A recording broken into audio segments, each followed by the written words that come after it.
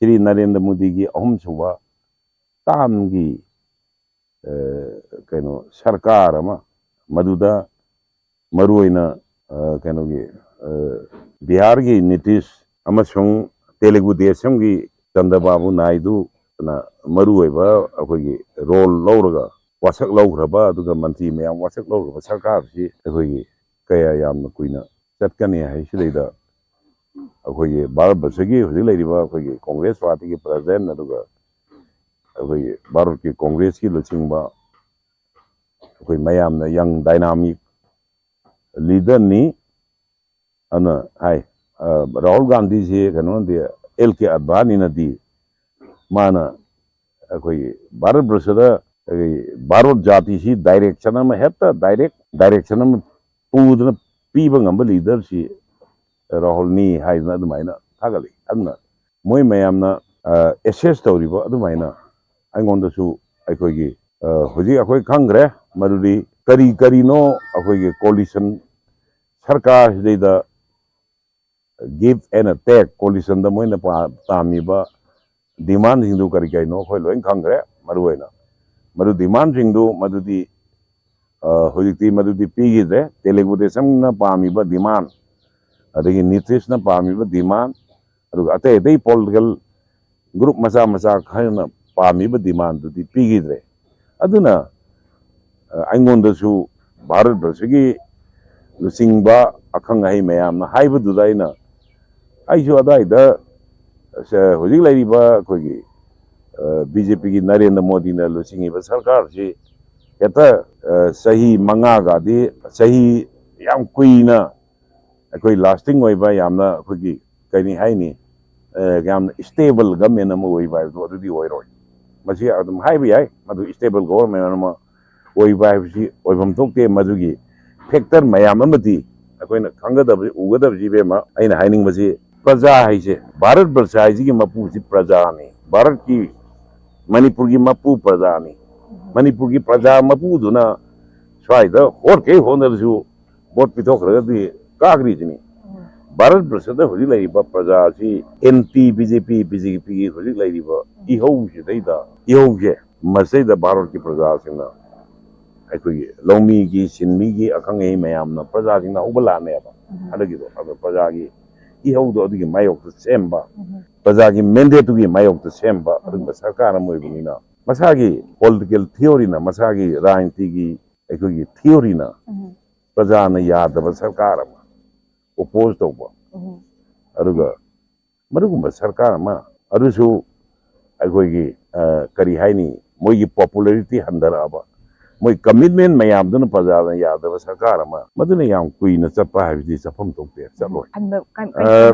aingonda adugi technical khara technical oiba point ni akhoi gi kariguma kana masi sikhar hojik leiba BJP ne lusing sarkar se masi sarkar di semgre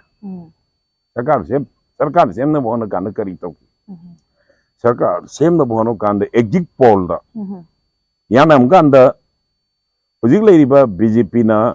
phangiba hani phangada masing du phangoye je moi kangya khangmani na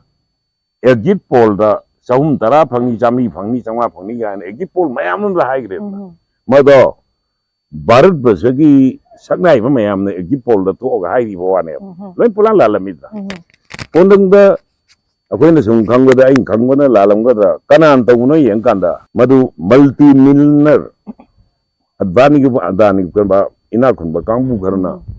tabu management tabu oira medra aduna madaida BJP na saum tara phangni changwa saum samli kun phangni ga na hairam mayam do madu hairam mayam do andaki exit poll da kano tori budu khoi Manipur da sungai the expert mayam na hairi budu di pono na kare aduna akhoi gi hujik karamaina masi government si sem da mo na kenda yamna unfair oiba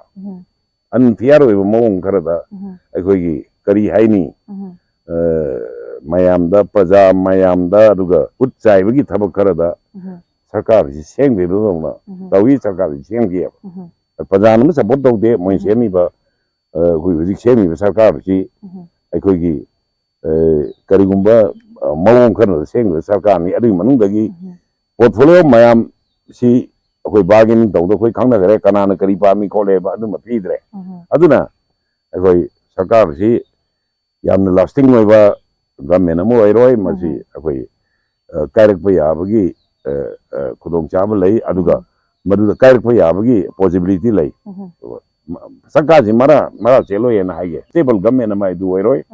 ꯑꯗꯨꯒ ꯁꯤꯒꯤ ꯃꯅꯨꯡꯗ stable ꯑꯣꯏꯗ꯭ꯔꯕꯅꯤꯅ ꯁꯔꯀꯥꯔ ꯑꯗꯨ ꯇꯣꯄꯜ ꯇꯧꯔꯀꯥꯟꯗ ꯁꯦꯝꯗ꯭ꯔꯀꯥꯟꯗꯗꯤ ꯀꯔꯤ ꯑꯣꯏꯔꯛꯄ ꯌꯥꯏ ꯃꯗꯨ ꯀꯣꯡꯒ꯭ꯔꯦꯁꯅ ꯁꯥꯁꯟ ꯁꯦꯝꯕ ꯌꯥꯕ꯭ꯔꯥ ꯍꯥꯏꯕꯁꯤꯅꯦꯕ ꯃꯗꯥꯒꯤ ꯃꯇꯥꯡꯗ ꯑꯩꯈꯣꯏꯒꯤ ꯍꯧꯖꯤꯛꯀꯤ ꯍꯥꯏꯔꯤꯕ ꯑꯩꯈꯣꯏꯒꯤ ꯀꯔꯤꯒꯨꯝꯕꯗ ꯑꯩꯈꯣꯏꯒꯤ ꯁꯤꯒꯤ ꯁꯔꯀꯥꯔꯁꯤ ꯑꯩꯈꯣꯏꯒꯤ ꯇꯨꯈ꯭ꯔꯀꯥꯟꯗ ꯍꯪ ꯄꯥꯔꯂꯃꯦꯟ ꯍꯥꯏꯗꯨ ꯂꯩꯔꯦ ꯅꯠꯇ꯭ꯔꯗꯣ ꯄ꯭ꯔꯁꯤꯗꯦꯟꯗ ꯍꯪ ꯄꯥꯔꯂꯃꯦꯟ ꯂꯩꯕ ꯀꯥꯟꯗ ꯁꯛꯇꯤ ꯄꯤ ꯑꯗꯨꯅ ꯀꯔꯤꯒꯨꯝꯕ ꯀꯥꯟꯗ ꯀꯣꯡꯒ꯭ꯔꯦꯁꯅ ꯁꯥꯁꯣꯟ ꯁꯦꯝꯒꯦ ꯀꯥꯏꯅ ꯒꯃꯦꯟ ꯁꯦꯝꯒꯦ ꯀꯥꯏꯅ ꯑꯣꯄꯣꯖꯤꯁꯟ ꯀꯥꯡꯕꯨꯅ ꯍꯥꯏꯔꯛꯄ ꯀꯥꯟꯗ ꯑꯩꯈꯣꯏꯒꯤ ꯔꯥꯁꯇ꯭ꯔꯄꯇꯤꯅ ꯃꯗꯨꯋꯥꯏꯗ ꯑꯩꯈꯣꯏꯒꯤ ꯍꯥꯎꯁꯇꯨ ꯄꯥꯔꯂꯤꯌꯥꯃꯦꯟꯁꯤ ꯗꯤꯖꯣꯜቭ ꯇꯧꯊꯣꯛꯑꯒ ꯃꯣꯗꯤꯒꯤ ꯒꯃꯦꯟꯁꯤꯗꯩꯗ ꯀꯤꯌꯥꯔ ꯇꯦꯀꯔ ꯒꯃꯦꯟ ꯑꯣꯏꯌꯨ ꯀꯥꯏꯅ ꯍꯥꯏꯕ ꯌꯥꯕ ꯄꯣꯖꯤꯕꯤꯂꯤꯇꯤ ꯂꯩꯗꯅ ꯑꯗꯨꯒꯨꯝꯕ ꯂꯩꯔꯛꯀꯗ꯭ꯔꯥ ꯑꯗꯨꯒ ꯒꯃꯦꯟꯗꯤ ꯂꯥꯁꯇꯤꯡ ꯑꯣꯏꯔꯣꯏ ꯁ꯭ꯇꯦꯕꯜ ꯑꯣꯏꯔꯣꯏ ꯑꯗꯨ ꯁ꯭ꯇꯦꯕꯜ ꯑꯣꯏꯗ꯭ꯔꯒ ꯁꯤ ꯒꯃꯦꯟꯁꯤꯒꯤ ꯃꯈꯥꯗ ꯂꯥꯛꯄ ꯄꯣꯂꯤꯇꯤꯀꯦꯜ ꯗꯤꯕꯂꯞꯃꯦꯟꯗꯨꯗ ꯃꯁꯥꯅ ꯇꯥꯕꯅꯤ ꯑꯩꯈꯣꯏꯒꯤ ꯍꯧꯖꯤꯛ ꯂꯩꯔꯤꯕ ꯏꯟꯗꯤꯌꯥ ꯕ꯭ꯂꯣꯛꯀꯤ ꯑꯩꯈꯣꯏꯒꯤ ꯂꯩꯔꯤꯕ ꯀꯥꯡꯕꯨꯁꯤꯅ ꯁꯔꯀꯥꯔ ꯁꯦꯝꯕ ꯇꯥꯕꯅꯤ ꯁꯔꯀꯥꯔ ꯁꯦꯝꯅꯕ ꯍꯣꯠꯅꯕ ꯇꯥꯕꯅꯤ ꯁꯦꯝꯕ ꯇꯥꯕꯅꯤ ꯃꯗꯨꯒꯤ ꯁꯔꯀꯥꯔꯗꯨ ꯁꯦꯝꯅꯅꯕ ꯀ꯭ꯂꯦꯝ ꯇꯧꯔꯛꯄꯗ ꯍꯧꯖꯤꯛ ꯂꯩꯔꯤꯕ ꯑꯩꯈꯣꯏꯒꯤ ꯕꯤ ꯖꯦ ꯄꯤꯒꯤ ꯆꯪꯁꯤꯜꯂꯤꯕ ꯈꯣꯡꯐꯝꯁꯤꯗ ꯌꯦꯡꯉꯒꯗꯤ ꯑꯩꯈꯣꯏꯒꯤ ꯃꯤꯠ ꯇꯥꯝ ꯄꯣꯜꯒ ꯇꯧꯅꯕ ꯇꯧꯔꯛꯄ ꯌꯥꯕꯒꯤ ꯑꯣꯏꯊꯣꯛꯄ ꯂꯩꯕ꯭ꯔꯥ ꯍꯥꯏꯁꯨ ꯈꯟꯅꯅꯤꯡꯉꯤ ꯑꯗꯨꯒ ꯑꯗꯒꯤ ꯅꯤꯌꯣꯝꯅ ꯅꯤꯇꯤꯅ ꯍꯧꯖꯤꯛꯀꯤ ꯂꯩꯔꯤꯕ ꯁꯤꯗ ꯁꯔꯀꯥꯔ ꯁꯦꯝꯕ ꯌꯥꯕꯒꯤ ꯑꯣꯏꯊꯣꯛꯄꯁꯨ ꯂꯩ ꯁꯔꯀꯥꯔ ꯁꯦꯝꯒꯗ꯭ꯔꯥ ꯅꯠꯇ꯭ꯔꯒ ꯃꯤꯠ ꯇꯥꯝ ꯄꯣꯜꯗ ꯂꯥꯛꯀꯗ꯭ꯔꯥ ꯍꯥꯏꯕꯅꯤ ꯑꯗꯨꯕꯨ ꯀꯣꯡꯒ꯭ꯔꯦꯁꯀꯤꯗꯤ ꯃꯣꯏ ꯑꯗꯨꯝ ꯍꯥꯏꯈ꯭ꯔꯦ ꯑꯩꯈꯣꯏꯗꯤ ꯁꯔꯀꯥꯔ ꯁꯦꯝꯕ ꯅꯠꯇꯦ ꯑꯩꯈꯣꯏ ꯁꯔꯀꯥꯔ ꯄꯥꯏꯕꯗꯨ ꯅꯠꯇꯦ ꯑꯩꯈꯣꯏꯅ ꯄꯥꯝꯃꯤꯗꯤ ꯚꯥꯔꯠꯀꯤ ꯁꯪꯕꯤꯙꯥꯟ ꯉꯥꯛꯄ ꯒꯅꯇꯟꯇ꯭ꯔ ꯉꯥꯛꯄ ꯃꯤꯌꯥꯝ ꯄ꯭ꯔꯖꯥ ꯄꯨꯝꯅꯃꯛꯅ ꯄꯥꯝꯃꯤꯕꯗꯣ ꯃꯗꯨ ꯑꯩꯈꯣꯏ ꯃꯗꯨ ꯊꯦꯡꯅꯕ ꯍꯥꯏꯕꯁꯤꯅ ꯑꯩꯈꯣꯏꯗꯤ ꯃꯔꯨ ꯑꯣꯏꯕꯅꯤ ꯁꯔꯀꯥꯔ ꯁꯦꯝꯕꯗꯤ ꯄ꯭ꯔꯥꯏꯃꯥꯔꯤ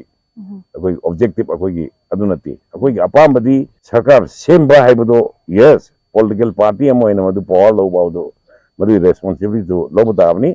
ꯑꯗꯨꯕꯨ ꯑꯗꯨ ꯅꯠꯇꯦꯅ ꯈꯜꯂ ꯐꯥꯎꯕꯗ ꯑꯩꯈꯣꯏꯗꯤ ꯗꯤꯃꯣꯀ꯭ꯔꯦꯁꯤ ꯁꯪꯕꯤꯙꯥꯟ ꯀꯟꯕ ꯗꯤꯃꯣꯀ꯭ꯔꯦꯁꯤ ꯀꯟꯕ ꯚꯥꯔꯠꯀꯤ ꯄ꯭ꯔꯖꯥ ꯃꯤꯌꯥꯝꯒꯤ ꯑꯩꯈꯣꯏꯒꯤ ꯑꯁꯦ ꯕꯤ ꯖꯦ ꯄꯤꯒꯤ ꯁꯤꯒꯨꯝꯕ ꯁꯨꯛꯇꯦꯛ ꯁꯨꯃꯟ ꯁꯥꯁꯣꯟꯒꯤ ꯑꯗꯨꯗꯒꯤ ꯑꯩꯈꯣꯏ ꯀꯟꯕ ꯍꯥꯏꯁꯦ ꯃꯁꯤ ꯀꯣꯡꯒ꯭ꯔꯦꯁ ꯄꯥꯔꯇꯤꯒꯤ ꯏꯊꯧ ꯑꯣꯏꯒꯅꯤ ꯍꯥꯏꯈ꯭ꯔꯦ ꯑꯗꯨꯅ ꯁꯤ ꯂꯥꯛꯑꯀꯥꯟꯗ ꯂꯥꯛꯏꯁꯤ ꯃꯤꯇꯥꯝ ꯄꯣꯜꯒ ꯇꯧꯍꯟꯒꯗ꯭ꯔꯥ ꯅꯠꯇ꯭ꯔꯒ ꯀꯣꯡꯒ꯭ꯔꯦꯁ ꯁꯔꯀꯥꯔ ꯁꯦꯝꯍꯟꯒꯗ꯭ꯔꯥ ꯍꯥꯏꯕꯗꯨ ꯑꯗꯨꯋꯥꯏꯗ ꯌꯦꯡꯕ ꯌꯥꯕ ꯅꯩꯅꯕ ꯌꯥꯕ ꯋꯥ ꯑꯣꯏ ꯑꯗꯨꯒ ꯀꯣꯡꯒ꯭ꯔꯦꯁꯀꯤꯗꯤ ꯁꯔꯀꯥꯔ ꯃꯣꯏ ꯂꯨꯆꯤꯡꯕꯁꯤꯡꯅ ꯉꯥꯡꯕꯗꯣ ꯑꯩꯅ ꯇꯥꯖꯕꯅꯤ ꯑꯗꯨꯅ ꯁꯔꯀꯥꯔ ꯁꯦꯝꯕ ꯍꯥꯏꯕꯗꯨ ꯉꯥꯛꯇꯅ ꯄꯥꯟꯗꯝ ꯅꯠꯇꯦ ꯒꯅꯇꯟꯇ꯭ꯔ ꯀꯟꯕꯅꯤ ꯁꯪꯕꯤꯙꯥꯟ ꯀꯟꯕꯅꯤ ꯚꯥꯔꯠꯀꯤ ꯄ꯭ꯔꯖꯥ ꯄꯨꯝꯅꯃꯛꯒ ꯂꯣꯏꯅꯅ ꯆꯪꯁꯤꯜꯂꯤꯕ ꯂꯥꯟꯗꯨꯗ ꯑꯩꯈꯣꯏꯗꯤ ꯇꯞꯇꯅ ꯆꯪꯁꯤꯟꯒꯅꯤ ꯍꯥꯏꯗꯅ ꯃꯣꯏꯒꯤ ꯁ꯭ꯇꯦꯟ ꯑꯣꯏ